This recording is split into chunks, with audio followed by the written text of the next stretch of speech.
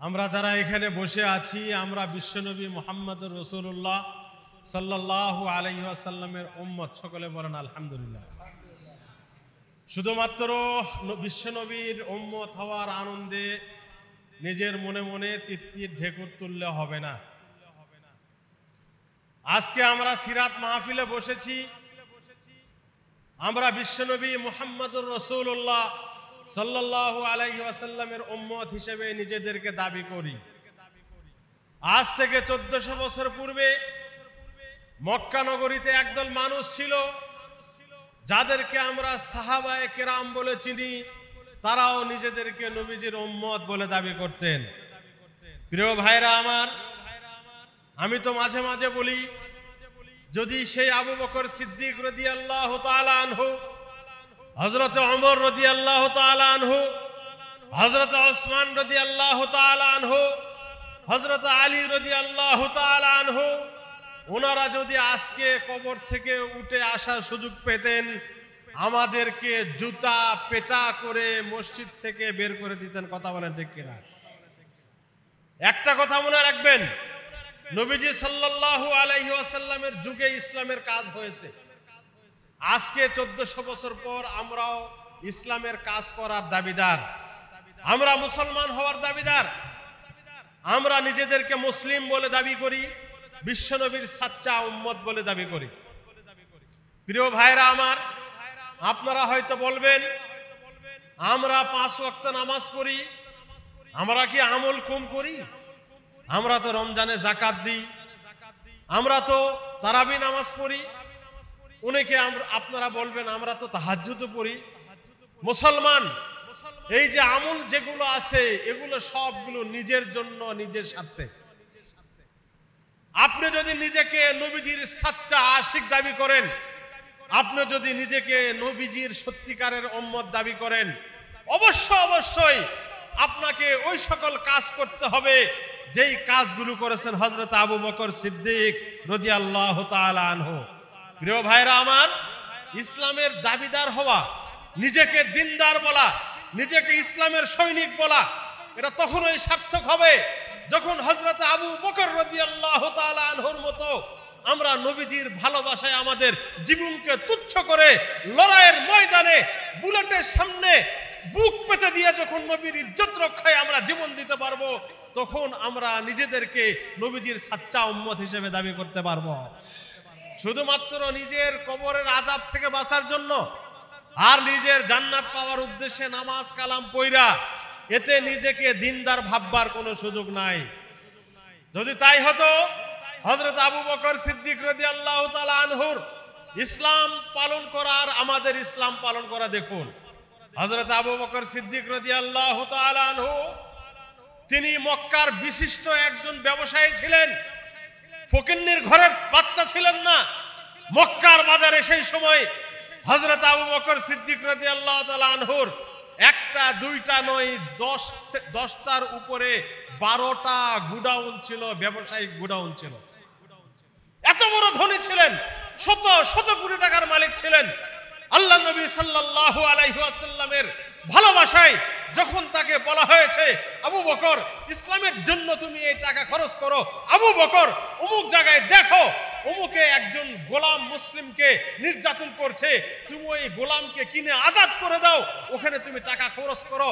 আবু বকর রাদিয়াল্লাহু তাআলা আনহু ইসলামের জন্য টাকা খরচ করতে করতে নিজের 12টা ব্যবসায়ী প্রতিষ্ঠান সব বিক্রি করে দিয়েছেন, নিজে ফকির হয়ে গেছেন, ইসলামের জন্য নিজের সম্পদ সব কুরবানি দিয়ে দিয়েছেন। আজকাল আমাদের ইসলামী সংগঠনের জন্য টাকা চাইলে, দিনের জন্য টাকা চাইলে পকেটের সবচাইতে ছোট যে নোট সেইটা আমরা বের করি, আর আমরা দাবি করি আমরা নবীজি সাল্লাল্লাহু আলাইহি ওয়াসাল্লামকে খুব ভালোবাসি। এই মুখের কথায় চিরা ভেজে না, চোখের পানি দেও চিরা ভেজে না। চিরা ভিজতে হলে যেমন বালতি ভর্তি পানি দিতে হয়, আল্লাহর নবীর আপনজন হতে হলে নিজের বালতি ভর্তি রক্ত দিনের জন্য কুরবানি করতে হবে। প্রিয় ভাইরা আমার, হযরত আবু বকর সিদ্দিক রাদিয়াল্লাহু তাআলা আনহু তিনি নবীজি সাল্লাল্লাহু আলাইহি ওয়াসাল্লামের ভালোবাসায় নিজের জীবনকে তুচ্ছ করে দিয়েছেন। আওয়ামী ফ্যাসিস্টের সরকারের আমলে যেমন রাস্তায় দাঁড়িয়ে ইসলামের কথা বলা কঠিন ছিল, ইসলামের কথা লেখা কঠিন ছিল, মসজিদে ইসলামের হক কথা বলা কঠিন ছিল, এখান থেকে শতগুণ বেশি কঠিন ছিল সেই আরবের বুকে, আরবের জমিনে। কথা বলেন ঠিক কিনা? হযরতে আবু বকর সিদ্দিক রাদিয়াল্লাহু তাআলা আনহু তিনি ইসলাম গ্রহণ করে ইসলামের কালিমার শিক্ষা নিয়ে তিনি যে শুধুমাত্র ঘরের মধ্যে বসে বসে জিকির করেছেন লা ইলাহা ইল্লাল্লাহ, এইভাবে না, এই জিকির দিয়ে তিনি শুধুমাত্র কি করেন নাই, নিজেকে নবীজির সাচ্চা উম্মত হিসেবে দাবি করতে পারেন নাই। তিনি চৌরাস্তার মোড়ে দাঁড়িয়ে, যখন পুরো আরব জাহিলিয়াতের ক্ষমতায় ছিল, সেই সময় আরবের মোড়ে দাঁড়িয়ে বলতেন আশহাদু আল্লা ইলাহা ইল্লাল্লাহ, আমি সাক্ষ্য দিচ্ছি একমাত্র আল্লাহ এক, আল্লাহ ছাড়া কোনো মাবুদ নাই। তোমরা মূর্তি ছাড়ো, মূর্তি ভাঙো, মূর্তি ভেঙে দিয়ে এক আল্লাহর সামনে সিজদা করো। যখন হযরত আবু বকর সিদ্দিক রাদিয়াল্লাহু তাআলা আনহু তিনি এই ঘোষণা প্রদান করেছেন, আহ্বান জানিয়েছেন, চারিদিক থেকে মক্কার দুষ্কৃতকারীরা লাঠি নিয়ে, পাথর নিয়ে তার উপরে হামলা করা আরম্ভ করেছে। হামলা করতে করতে করতে আবু বকর সিদ্দিক রাদিয়াল্লাহু তাআলা আনহু রাস্তায় লুটে পড়েছেন। যতক্ষণ পর্যন্ত তার জ্ঞান ছিল ততক্ষণ পর্যন্ত বলে গেছে আশহাদু আল্লা ইলাহা ইল্লাল্লাহ, আমি সাক্ষ্য দিচ্ছি। এ মক্কার প্রতাপশালীরা শুনে রাখো, তোমরা আমাকে মারো, আমার জীবন নিয়ে নাও, রক্তাক্ত করো, আমি তাওহীদের দাওয়াত ছাড়তে পারবো না। তার যদি আমরা নবীজির সাচ্চা প্রেমিক হওয়ার দাবি করি, শুধু মুখে মুখে বললে হবে না ভাই, কাজে প্রমাণ করতে হবে যে আমি নবীজির প্রেমিক, নবীর প্রেমে আমি পাগল হয়ে গেছি।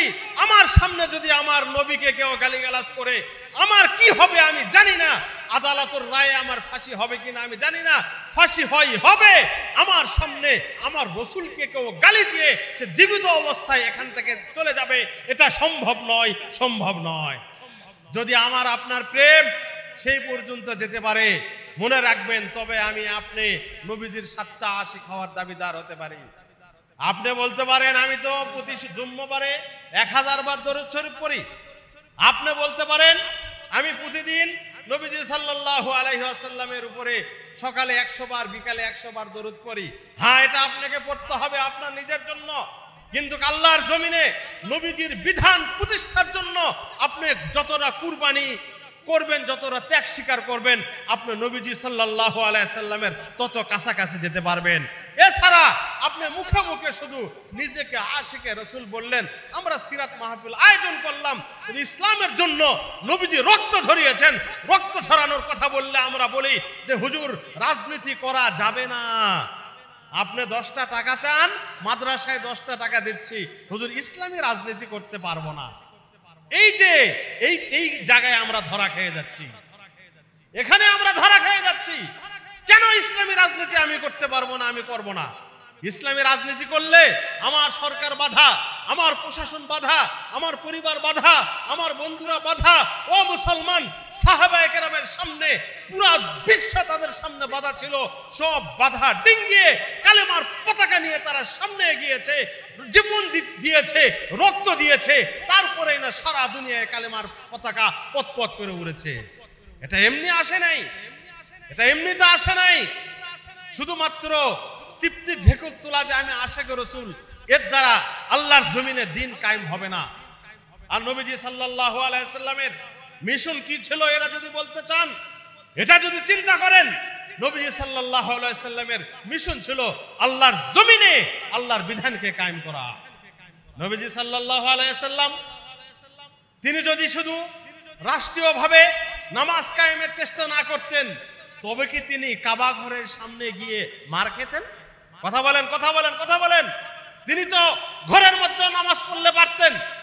কাবা চত্বরে যেখানে আরবের গুন্ডাদের আস্তানা, চারিদিকে সন্ত্রাসীরা অস্ত্র নিয়ে, লাঠি নিয়ে, তরবারি নিয়ে দাঁড়িয়ে আছে, সেই জায়গায় গিয়ে প্রকাশ্যে নামাজ পড়ে তিনি এটা বুঝে দিতে চেয়েছেন, আমি শুধু ঘরে নামাজ নয়, রাষ্ট্রীয়ভাবে আমি নামাজ কায়েম করতে চাই।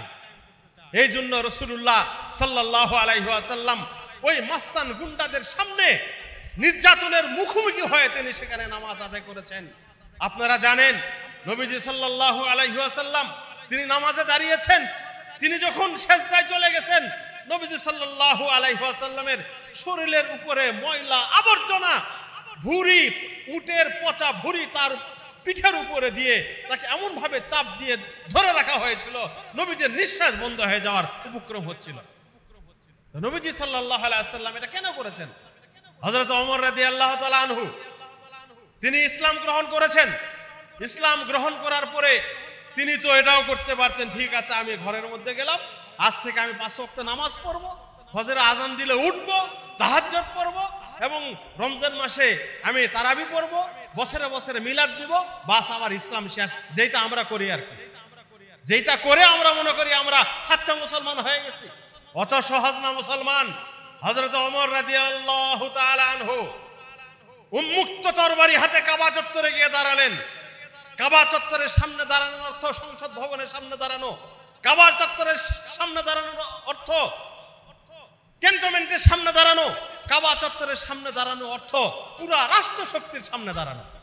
তিনি পুরা রাষ্ট্র শক্তির সামনে দাঁড়িয়ে ঘোষণা দিলেন, এই মক্কার কাফেররা শোনো, আমি মুসলমান হয়েছি, আজ থেকে আর গোপনে নামাজ হবে না, গোপনে আজান হবে না, যদি কেউ তার মায়ের বুককে খালি করতে চাও তাহলে আমার সামনে আসো, আমাকে বাধা দাও।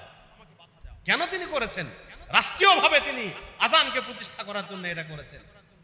তা মুসলমান আমরা যারা 5 ওয়াক্ত নামাজ পড়ে, দাড়ি রেখে, টুপি রেখে, আমরা যারা নবীজির আশেক হওয়ার দাবিদার এবং নিজেদেরকে দিনদার মুসলমান এবং সাচ্চা ইমানদার নিয়ে ভাবতে আমরা তৃপ্তির ঢেকুর তুলছি, আমাদেরকে এই জায়গা চিন্তা করতে হবে নবীজি সাল্লাল্লাহু আলাইহি ওয়াসাল্লামের ইসলামের চেতনা কি ছিল আর আমাদের ইসলামের চেতনা কি।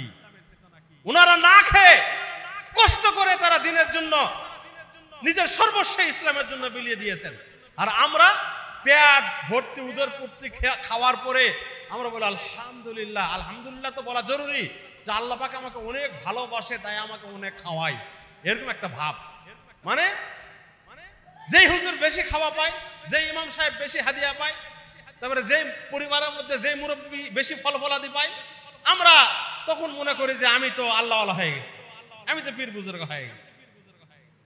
কথা বোঝেন নাই? কথাটা শুনতে খারাপ লাগুক, আমি তো পরিবারের ভিতর থেকে মসজিদ মাদ্রাসা সব জায়গায় এলাম।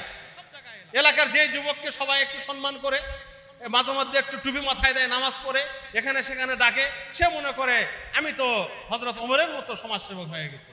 কথা কি আমি ভুল বলছি? এত সহজ না মুসলমান।